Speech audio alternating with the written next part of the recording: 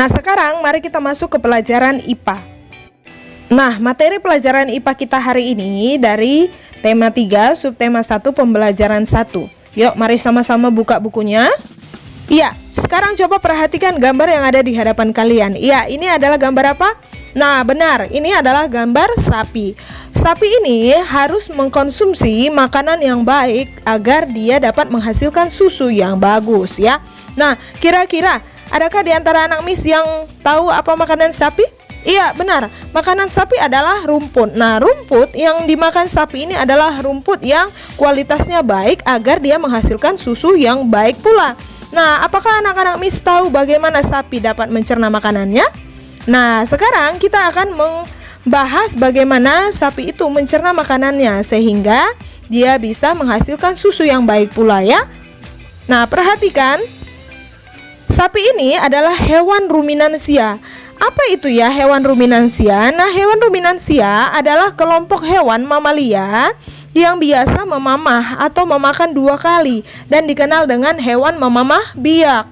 Pada hewan ruminansia ini terdapat 4 bagian lambung dengan fungsi yang spesifik. Ya, hewan ruminansia ini mempunyai 4 lambung ya. Nah, sekarang kita lihat apa saja contoh-contoh hewan ruminansia itu. Coba kira-kira selain sapi apa aja? Iya, selain sapi ada kerbau, rusa, domba, kambing, dan kijang. Ini adalah termasuk hewan ruminansia. Mereka juga hewan-hewan ini juga termasuk hewan yang memamah biak, hewan yang memamah atau memakan 2 kali makanannya. Bagaimana sih Miss memakan 2 kali yang dimaksud itu? Ayo, mari kita sama-sama bahas bagaimana yang dimaksud dengan hewan memamah biak dan bagaimana dengan 4 lambung yang dimiliki oleh hewan ruminansia tadi. Yuk sama-sama kita bahas ya. Ya, sekarang perhatikan gambar pencernaan sapi berikut ini. Di hadapan kalian sudah ada sapi dengan organ-organ pencernaannya seperti yang ditunjukkan pada gambar ini ya. Coba kita lihat. Nah, bagaimana sebenarnya alur makanan itu masuk ke perut sapi? Ya, pertama sapi itu memakan makanannya masuk melalui mulut. Nah, di dalam mulut sapi ini terdapat gigi, lidah, dan saliva atau air ludahnya ya. Kemudian makanannya setelah dari mulut masuk ke esofagus ini. Ya, ini tanda panahnya, kamu perhatikan esofagus atau yang disebut dengan kerongkongan.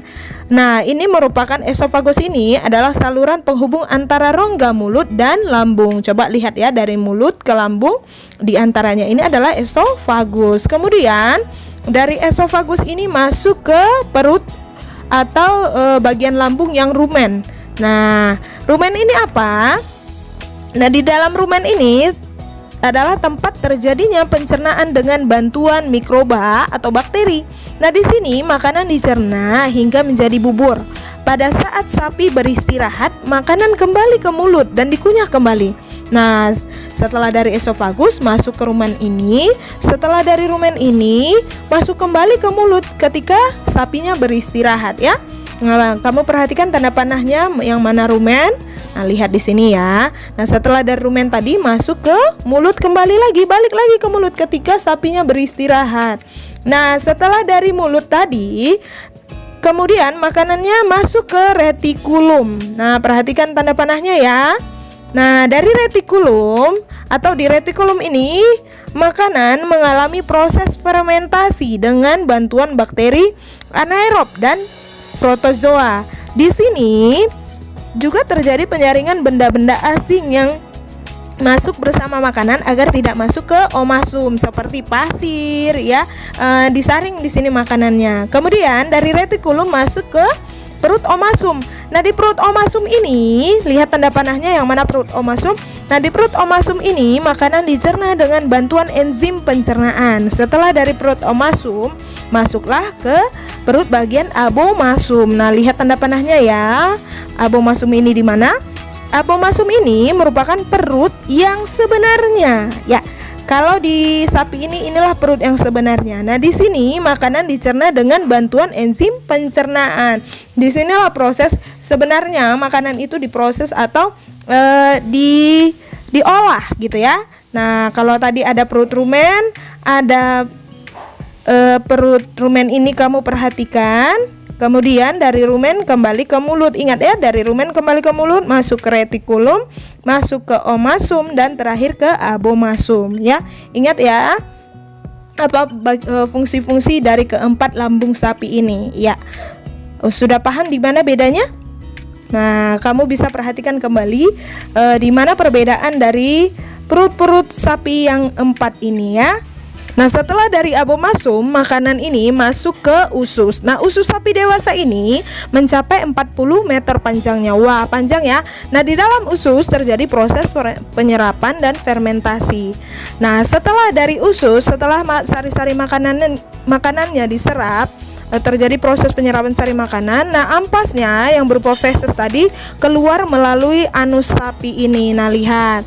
Nah, anus ini adalah tempat keluarnya feses sapi atau ampas-ampas makanannya ya. Oke. Nah, sekarang kita mau lihat alur pencernaan pada hewan ruminansia itu seperti apa sih? Iya. Yang pertama, makanan itu masuk dari mulut, kemudian dari mulut ke esofagus atau yang disebut dengan kerongkongan, kemudian masuk ke perut besar atau yang disebut dengan rumen, dan kemudian masuk ke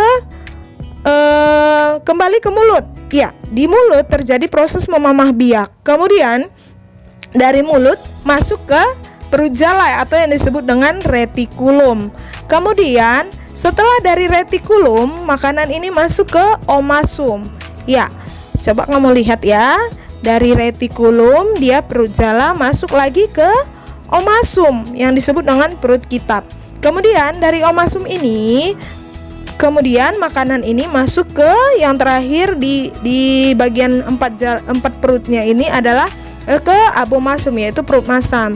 Nah, dari perut masam masuk ke usus yang diserap sari-sari makanannya, dan terakhir masuk ke usus, dan sampah atau fesesnya itu dibuang melalui usus. Paham ya? Ingat alurnya, mulai dari mulut, esofagus, masuk ke rumen, masuk kembali ke mulut yaitu memamah biak kembali, dan masuk ke retikulum, ke omasum, kemudian masuk ke abomasum. Ya, perhatikan ya, masuk ke abomasum, ke usus, kemudian ke anus. Ingat alurnya ya. Anak-anak Miss, semoga ini kamu paham bagaimana proses pencernaan hewan ruminansia. Ya, selamat belajar anak-anak Miss. Tuhan Yesus memberkati. Shalom.